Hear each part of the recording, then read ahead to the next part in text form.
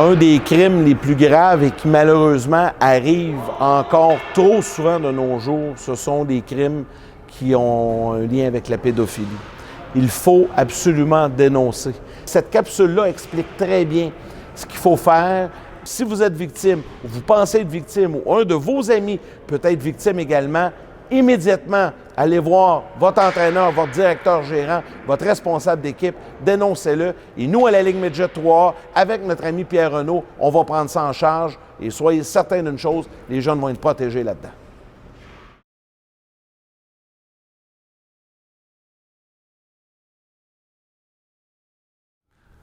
Pour ne pas devenir la victime d'un pédophile, on va voir ensemble que la loi te protège en interdisant une série de comportements chez ces personnes-là.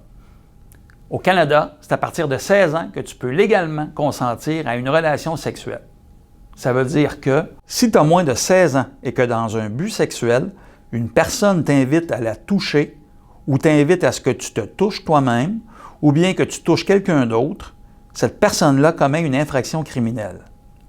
Si tu as moins de 16 ans et que dans un but sexuel, une personne touche une partie de ton corps avec une partie de son corps ou avec un objet, cette personne-là commet une infraction criminelle. Si tu as 16 ou 17 ans, tu as l'âge du consentement sexuel. Mais, dans certaines situations, ton consentement n'est pas valide.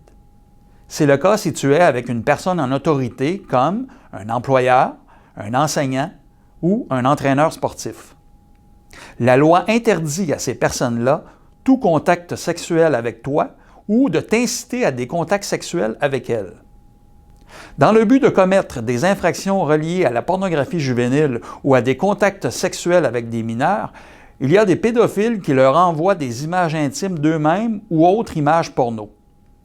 Ces personnes-là commettent une infraction criminelle. Si une personne te demande de lui envoyer des images intimes de toi-même avec un cell ou un ordi, en fait, elle te demande de produire et distribuer de la pornographie juvénile. La personne qui te demande de faire ça commet une infraction criminelle. Tous ces comportements-là sont des infractions criminelles et doivent être dénoncés. La meilleure façon de le faire, c'est auprès du service de police qui dessert le territoire où les événements se sont déroulés. Si tu te sens incapable de le faire, au moins, parle-en à une personne de confiance, un parent, un ami. Tu peux aussi contacter Jeunesse J'écoute. C'est gratuit et confidentiel, 24 heures par jour, 7 jours par semaine.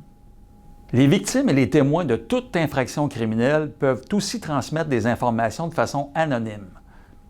Sur l'île de Montréal, on communique avec Infocrime Montréal.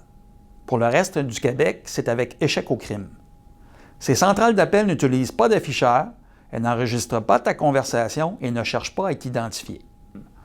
Ces centrales d'appel recueillent le maximum d'informations et les retransmettent au service de police concerné qui, lui, va enquêter les informations reçues sans savoir qui les a transmises.